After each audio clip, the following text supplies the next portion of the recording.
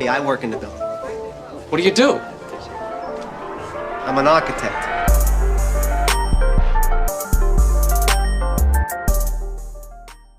It's the architect. Let me start by saying this, man. Virgil Hunter has to be about the most cautious man in all of boxing. Oh my goodness. Like, loosen up a little, Virg. I mean, specifically with the X and Lubin and Wilder fight. I mean, like, geez, Virg, they in control, man. You know, they could feel it in there. Listen, Virgil wasn't saying anything wrong. But, man, let them throw their hands a little bit. Calm down. I don't think they're going to get caught with anything. Both of those guys was defeated for the most part. But enough with that. I want to talk about this Deontay Wilder versus Chris Arreola fight. Well, Chris came out and fought. He tried his best. And I know I got the graphic up there with Chris looking like Snorlax. Or Snorlax basically replacing Chris. And it's all funny games, man. But seriously, you know, I got respect for Chris Arreola. Just been disappointed with, you know, some of the things he's done in his career as far as not things he's done, but like his lack of conditioning and stuff and all of that. But that's a whole other subject because Chris does have talent. He always goes out there and put it all on the line. So seriously, much respect to Chris Arreola for taking the fight and just, you know, always being a game opponent. And yeah, but about this fight, man, Deontay Wilder, let's just get to it, make it brief. Deontay Wilder controlled the fight from beginning to end. Early, like in most fights, Deontay Wilder may get, you know, put himself in awkward positions when he's backing up and stuff like that. And Chris was able to, you know, tag him with a couple good shots.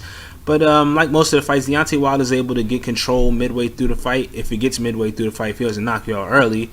And he's able to use that jab, man. The jab was key tonight. He mentioned that his right hand was broke. And he tore a muscle in his right arm, you know. So he wasn't throwing as many rights as he usually has. And I noticed that early. I was like, man, this looks a little awkward. I was like, does he really need to feel? I mean, I'm pretty sure he had a level of respect for Chris Arreola, but I don't think he was going out there to necessarily completely, you know, get a feel out with Chris Arreola. And that's why he was very tentative early. I was like, this seems a little uncharacteristic. So yeah, that might have you know, been the reason why he was a little tentative early. I mean, he started opening up as the fight went on. He was able to basically control Chris Arreola with the jab the entire fight. He got to the mid rounds. Well, you know, he knocked down Chris. Shoot, I gotta rewatch the fight. I don't remember. It was between round 3 and 5.